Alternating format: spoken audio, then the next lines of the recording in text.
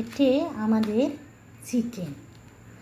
আমার ভিডিও করার কারণ হচ্ছে আমরা তো মাছ মাংস আজকাল বেশিরভাগ লোকই ফ্রিজে রাখি।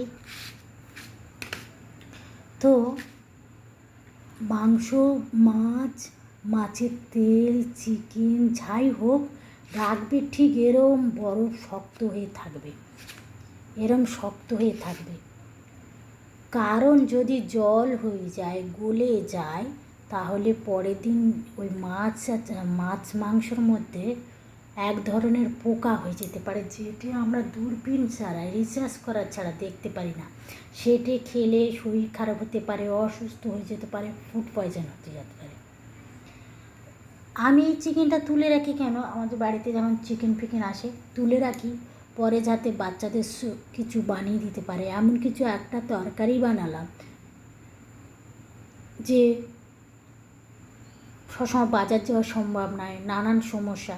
তো আমরা কী করি, একসাথে 4 পিস 5 পিস 6 পিস না খেয়ে 2 পিস 3 পিস খেয়ে তখন আমরা সেইভাবে চিকেনটা তুলে রাখি।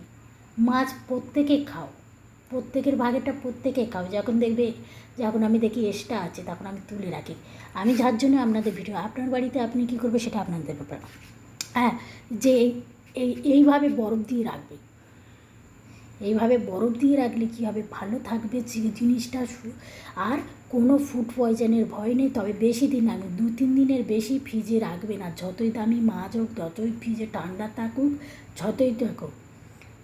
অনেকে সপ্তাহ কিছু করার নেই, তারা সপ্তাহে বাজার করে, তারা অতি অবশ্যই খেয়ে ফেলবে, বেশি দিন রাখবে না। আমি একটা জিনিস লক্ষ্য করে দেখেছি, যারা বেশি ফ্রিজে রান্না করে রাখে, যারা মাছ ডিম মাংস রান্না করে অনেক দিন রাখে, কার কোথা দিয়ে কী হয়ে যাচ্ছে বলা যাচ্ছে না, কিন্তু না, সেই সব লোকের মনে হয় বেশি সমস্যা নানান রকমের।